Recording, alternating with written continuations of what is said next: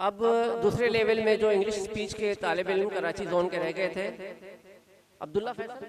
अब्दुल्ला फैसल तशरीफ लाते हैं और इनकी तकरीर का उन्वान है rights of parents. In the name of Allah, the most gracious, the most merciful. Honorable judges, respected teachers and dear fellows. Assalamu alaikum wa rahmatullahi wa barakatuh. Today, I stand before you to discuss a topic of utmost importance, parents' rights.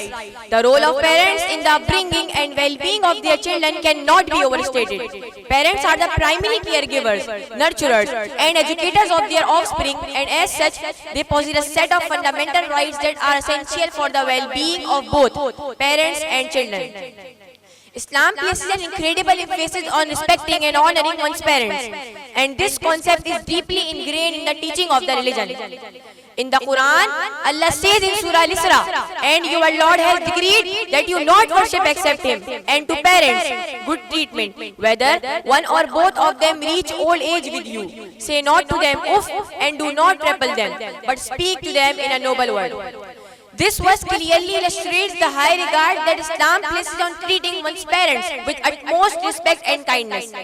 It teaches us that even if our parents reach old age and require assistance or care, we should not express even the slightest annoyance or impatience. Instead, we should speak to them in a noble and gentle manner. Furthermore, the Prophet Muhammad ﷺ emphasized the importance of kindness to parents in his teaching.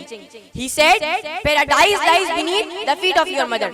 This hadith underscores the significance of honoring one's mother, who plays a vital role in nurturing and raising her children.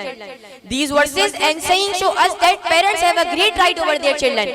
We must always treat them with respect and kindness, even if they are old or sick.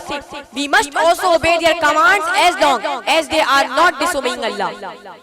Some of the specific rights that parents have over their children include the right to be respected and obeyed, the right to be cared for especially in old age, the right to have their financial needs met, the right to have their privacy respected, the right to be consulted on important decisions.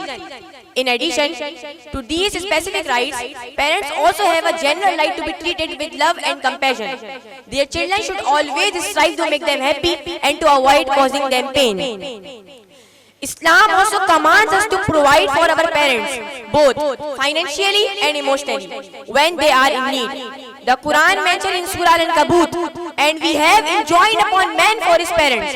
His mother carried him in weakness upon weakness, and his weaning is in 2 years. Be grateful to me and to your parents. To me is the destination." This verse reminds us that parents have sacrificed for us, and it is our duty to repay their love and care by taking care of them in their old age. In conclusion, Islam places a profound emphasis on the rights of parents.